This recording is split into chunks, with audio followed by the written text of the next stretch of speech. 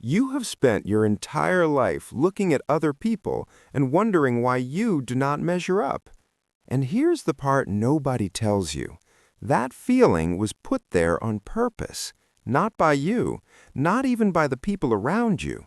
It was quietly built into the architecture of modern life, and once you see it, you cannot unsee it. For most of human history, a person would live and die within a few miles of where they were born. They might know 200 people across an entire lifetime. That was the ceiling of comparison. 200 faces, 200 lives to measure yourself against. Then, everything changed.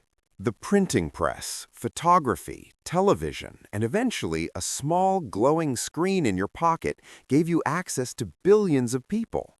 And the brain, which evolved to handle 200 comparisons, was suddenly being asked to process billions. It was never designed for that. And the weight of it is crushing people quietly every single day.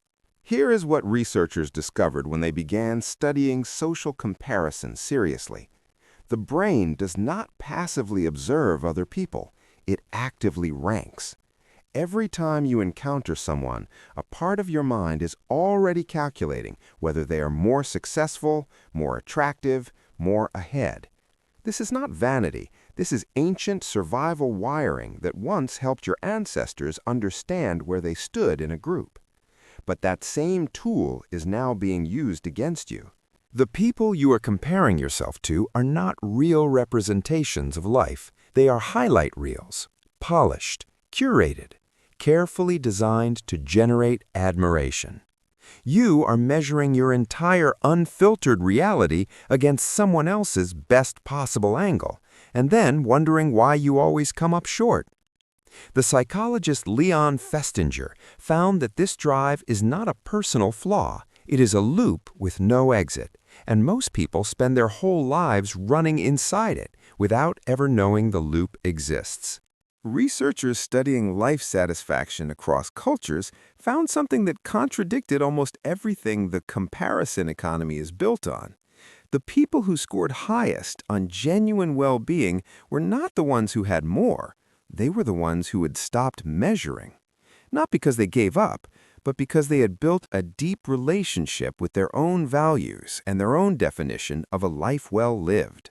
The ancient Stoics understood this long before modern science confirmed it. Marcus Aurelius, one of the most powerful men who ever lived, wrote privately about the uselessness of comparing yourself to anyone outside your own character. You have no control over what another person is born with or what advantages they were handed. The only honest comparison you can ever make is between who you were yesterday and who you are becoming today. Modern neuroscience is now caught up with what ancient wisdom already knew. When a person shifts focus from external comparison to internal growth, the brain's threat response quiets, creativity increases, resilience increases, and the ability to enjoy ordinary life, something most people have quietly forgotten how to do, slowly returns. The person you keep wishing you were is built from fragments. A stranger's success, someone else's timeline, a life glimpsed for 3 seconds on a screen. That person does not exist and never did. What does exist is someone who has already survived everything that was supposed to break them. Someone whose specific combination of experiences and instincts has never appeared anywhere else in human history. Identity was never meant to be a competition. It was always meant to be a discovery. And some discoveries take a lifetime. That is not a flaw in the timeline. That is the whole point of being alive.